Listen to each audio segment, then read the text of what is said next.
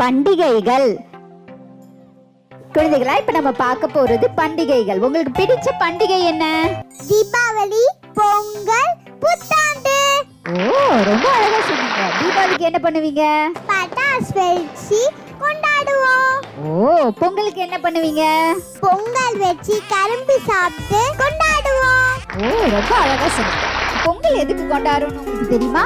ஆமா, சொல்லுங்க. இயற்கைக்கு நன்றி சொல்றதுனால தான் பொங்கல். ஓ, ரொம்ப அழகா சொன்னீங்க. சரி, இப்ப என்னென்ன பண்டிகைகள் இருக்குன்னு தெரிஞ்சுக்கலாம். தீபாவளி.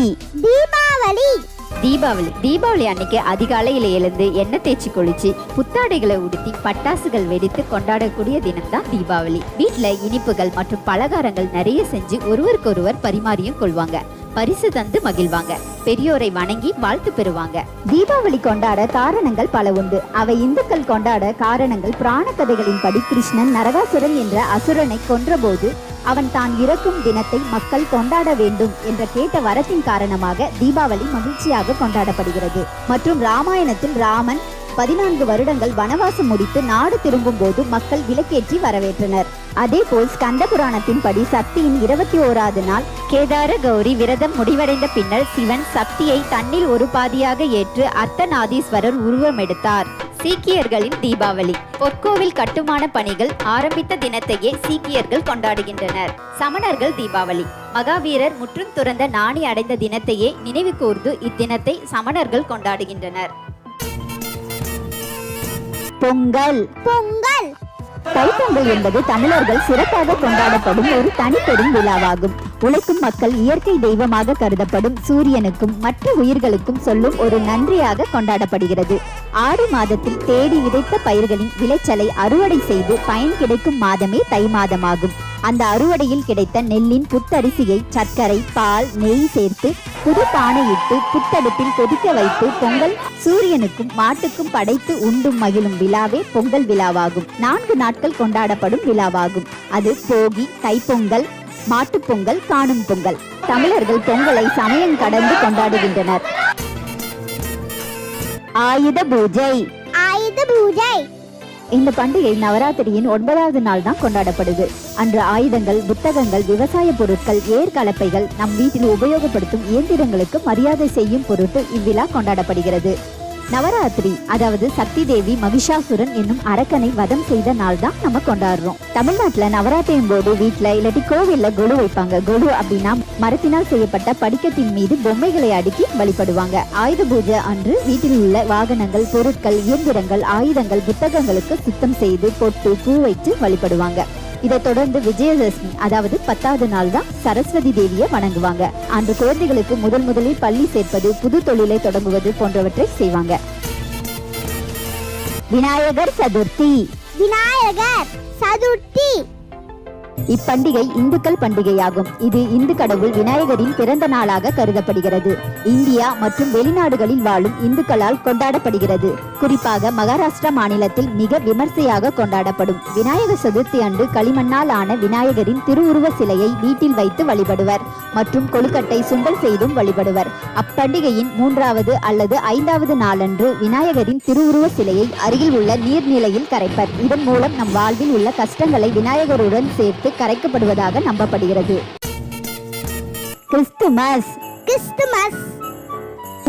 இயேசு பிறந்த தினத்தை தான் நம்ம கிறிஸ்துமஸா கொண்டாடுறோம். இது உலக மக்களால் கொண்டாடக்கூடிய பண்டிகையாகும். இது நாட்டுக்கு நாடு தேதிகள், வழக்கங்கள் மாறுபடும். பொதுவா கிறிஸ்துமஸ் கொண்டாடக்கூடிய நாட்கள் டிசம்பர் மாதம் 24 மற்றும் 25, ஜனவரி மாதம் 6 மற்றும் 7 ஆகும். இது இந்தியாவில் டிசம்பர் மாதம் 25ஆம் தேதி கொண்டாடப்படுகிறது.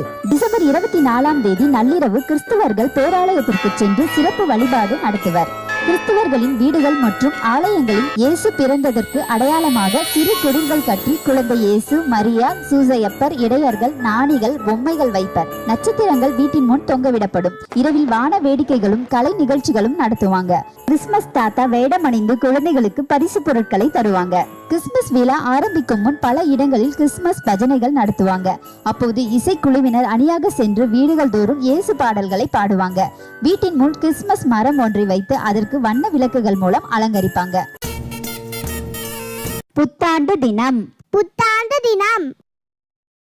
தினம் உலகம் முழுவதும் இன நிற மத மொழி வேறுபாடு இல்லாமல் அனைத்து மக்களாலும் கொண்டாடப்படும் பண்டிகையாகும். ஒவ்வொரு வருடமும் ஜனவரி மாதத்தின் முதல் நாள் ஆங்கில புத்தாண்டு கொண்டாடப்படுகிறது. கிரிகோரின் கேலண்டர் முறைப்படி ஆண்டின் முதல் நாள் ஜனவரி 1 என்றும் அந்நாளையே புத்தாண்டு தினமாக உலகம் முழுவதும் மக்களால் கொண்டாடப்படுகிறது. இந்தியாவில் ஆங்கில புத்தாண்டை மிக விமர்சையாக கொண்டாடப்படும். டிசம்பர் மாதம் 31ஆம் தேதி நள்ளிரவு 12 மணி அளவில் புத்தாண்டு தினத்தின் கொண்டாட்டங்கள் கோலாகலமாக தொடங்குகிறது. வான வேடிக்கைகள் இனிப்புகளை பரிமாறி மக்கள் மகிழ்ச்சியாய் கொண்டாடுகின்றனர். ரம்ஜான் ரமலான் இஸ்லாமிய நாட்காட்டியின் 9வது மாதமாகும். இம்மாதத்தில் உலகெங்கிலும் உள்ள இஸ்லாமியர்கள் நோம்பினை அனுசரிக்கிறார்கள். இஸ்லாமிய நம்பிக்கையின்படி முகமது நபிக்கு முதலில் குர்ஆனை அறிமுகப்படுத்திய மாதத்தை நினைவு கூறும் விதமாக இந்த நோன்பு கடைபிடிக்கப்படுகிறது. ஆண்டுகள் தோறும் இந்த நோன்பு கடைபிடிப்பதனால் சொர்க்கத்தில் உள்ள 5 தூண்களில் ஒன்றாக கருதப்படுகிறது. நோன்பின் நெறிமுறைகள்: சூரியன் உதிக்கும் முன் உணவு உட்கொள்ள வேண்டும். பின்பு சூரியன் மறைவிற்கு பின் உணவு உட்கொள்ள வேண்டும். இடைப்பட்ட காலத்தில் உணவு உண்ணுதல், நீர் அருந்துதல், புகைப்பிடித்தல் போன்றவற்றை செய்யக்கூடாது. விடியற் காலையில் இருந்து சூரியன் மறையும் வரை உண்ணா நோன்பு இருக்க வேண்டும். நோன்பு கடைபிடிப்பதன் மூலம் அவர்களின் பாவங்கள் குறைந்து நன்மைகள் கிடைக்கும் என்பது அவர்களின் நம்பிக்கையாகும். விடியும் முன் உண்ணும் உணவை சஹார் என்றும் மாலை உண்ணும் உணவை இப்தார் என்றும் அழைக்கப்படுகிறது. 30 நாட்களில் நோன்புகள் முடிந்து மறுநாள் ரம்ஜான் எனப்படும் ஈகை தினமாக கொண்டாடப்படுகிறது. அந்நாளில் புத்தாடை அணிந்து இனிப்பு மற்றும் வாழ்த்துக்களை பரிமாறிக்கொள்கின்றனர். பக்ரீத் ஈத் அல் அதா அதாவது பக்ரீத் பண்டிகையை உலக அளவில் இஸ்லாமியர்களால் கொண்டாடப்படும் முக்கிய பண்டிகையாகும். இந்த பண்டிகை ஹஜ் பெருநாள் எனவும் அழைக்கப்படுகிறது. இறைவனின் தூதரான இப்ராஹிம் நபியின் தியாகத்தை நினைவு கூறும் விதமாக ஒவ்வொரு ஆண்டும் இஸ்லாமிய நாட்காட்டியின் 12வது மாதமான துல் ஹஜ் மாதம் 10ஆம் நாள் கொண்டாடப்படுகிறது. அந்நாளில் பெரும்பாலான இஸ்லாமியர்கள் ஹஜ் செய்வது என்பது அடிப்படை கடமைகளில் ஒன்றாக கருதப்படுகிறது. ஹஜ் செய்வது என்பது புனித பயணமான மெக்கா செல்வதாகும். இப்புனித பயண கடமைகளில் கடைசியானது இறைவனுக்கு பலியிடுதலாகும். இது ஹஜ் மாதத்தின் 10ஆம் நாள் நடைபெறும். இது பெருவிழா தொழுகை நடைபெற்ற பின் ஆரோக்கியமான ஆடு, மாடு, ஒட்டகம் போன்றவற்றை தியாகம் செய்கின்றன. இந்த வீடியோ உங்களுக்கு பிடிச்சிருந்தா லைக் பண்ணுங்க, மறக்காம சேனலை சப்ஸ்கிரைப் பண்ணிக்கோங்க.